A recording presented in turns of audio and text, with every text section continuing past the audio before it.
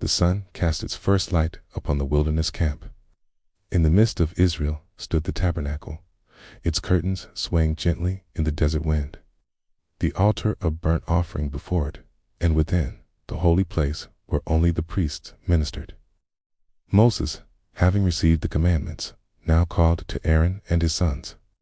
The Lord's voice had spoken, "Speak unto the children of Israel, and say unto them, If any man of you bring an offering unto the Lord, then shall bring your offering of the cattle, even of the herd, and of the flock."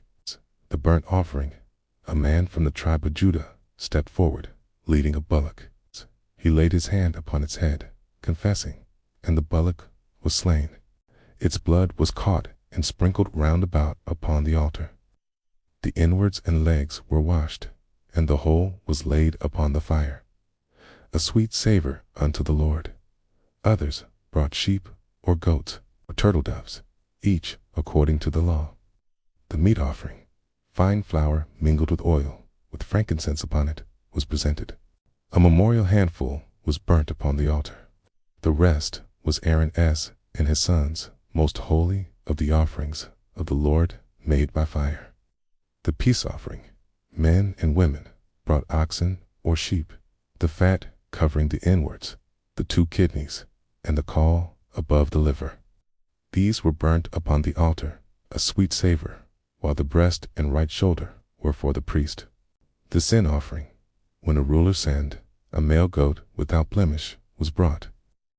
When the congregation sinned, a young bullock was slain before the Lord, its blood sprinkled before the veil and upon the altar. For one of the common people, a female from the flock sufficed. In each case, the fat was burnt, but the body was burned outside the camp. The trespass offering, for sins against the holy things or against a neighbor. A ram without blemish was brought, and restitution made with an added 5th part. Moses anointed the tabernacle and all within, and he poured the anointing oil upon Aaron's head, sanctifying him. Aaron's sons, Nadab, Abihu, Eleazar, and Ithamar, were clothed in priestly garments. For 7 days they remained at the door of the tabernacle, as the Lord commanded. On the 8th day, Moses called Aaron and the elders. Aaron offered a calf for himself and a ram for a burnt offering. Then he brought offerings for the people, a kid of the goats for a sin offering, a calf and a lamb, both without blemish, for burnt offering, an ox and a ram for peace offerings, and a meat offering mingled with oil. Aaron slew the offerings, sprinkling the blood, burning the fat. Then he lifted up his hands toward the people and blessed them. The glory of the Lord appeared, and fire came out from before him, consuming the burnt offering upon the altar. All the people shouted and fell on their faces. But tragedy struck. Nadab and Abihu, sons of Aaron, took censers, put fire therein, and incense upon it, which the Lord had not commanded. Fire went out from the Lord and devoured them, and they died before him. Moses spoke, "This is it that the Lord spake, saying, I will be sanctified in them that come nigh me, and before all the people I will be glorified." Aaron held his peace.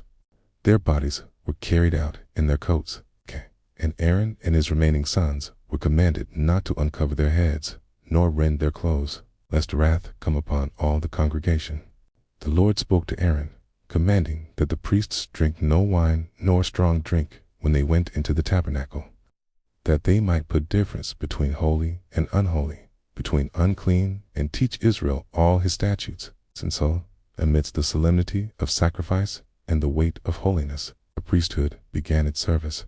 The smoke of offerings rising morning and evening, a continual reminder that the Lord dwelt among his people, and his ways were to be kept with reverence and fear.